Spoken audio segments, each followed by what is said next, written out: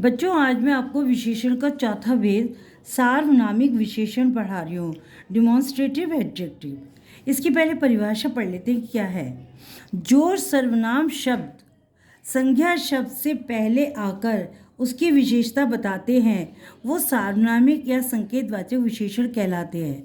जो सर्वनाम शब्द संज्ञा शब्द से पहले आकर, जैसे हम पिक्चर देखते हैं, वह आदमी पापा को बुला रहा है, सर्वनाम शब्द हमारा पहले आ गया है और संज्ञा बाद में आया है। इससे अगर टच करता हुआ संज्ञा आए, सर्वनाम से टच करता हुआ संज्ञा है, तो आप 100% वो सार्वनामिक विशेषण है, डिमॉन्स्ट्रेटिव एडजेक्टिव है। जैसे आप इसमें नोटिस करो पिक्चर में, यह है घोड़ा, यह सर्वनाम है, घोड़ा संज्ञा है। यह घोड़ा टच करता हुआ संज्ञा है तो बहुत तेज़ दौड़ता है। और यह मैं आपको ट्रिक बता रही हूँ, ट्रिक कि ये घर करीना का है, यह हमारा सर्वनाम हो गया और घर हमारा संज्ञा हो गया, तो ये हमारा सार्वनामिक विशेषण है। आज इस लड़के ने इनाम जीता, इस सर्वनाम हो गया, लड़का हमारा संज्ञा हो गया। तो संज्ञा से पहले लगाकर उसकी विशेषता बताने वाले सर्वनाम शब्द सार्वनामिक विशेषण कहलाते हैं। जैसे वह, वे, इसका, उसका, मेरा, हमारा। एक दो और उदाहरण देखिए। मेरी पुस्तक खो गई है, मेरी हमारा सर्वनाम है, संज्ञा पुस्तक।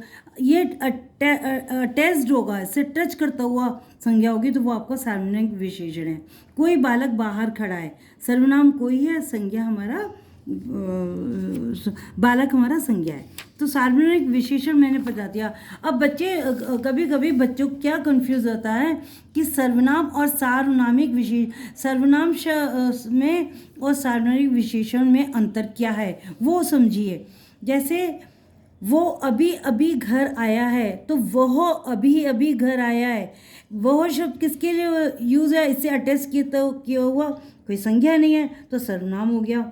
वो लड़का अभी अभी घर आया है, वो सर्वनाम से अटैच संज्ञा हो गया, तो ये सार्वनामिक विशेषण है।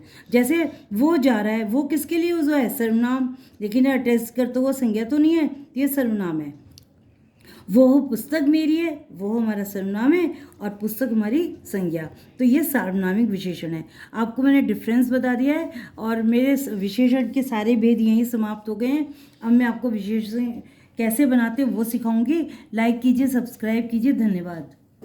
और बच्चों, कल मैं आपको विशेषण को कैसे भाववाचक में बदलते हैं, कैसे संज्ञा को विशेषण में और विशेषण को संज्ञा में बदलते हैं, वो मैं आपको बताऊंगी। तो आप लोग बहुत ध्यान से पढ़िएगा। और ये विशेषकर बच्चे सर्वनाम और सार्वनामिक विशेषण में बहुत कंफ्यूज होते हैं, तो मैंने आपको क्लियर बता दिया। वो के साथ अगर अटैच्ड हो संज्ञा तो वो आपका सार्वनामिक विशेषण है, और वह के साथ अटैच संज्ञा नहीं है, वो सर्वनाम है। लाइक कीजिए, सब्सक्राइब कीजिए, धन्यवाद।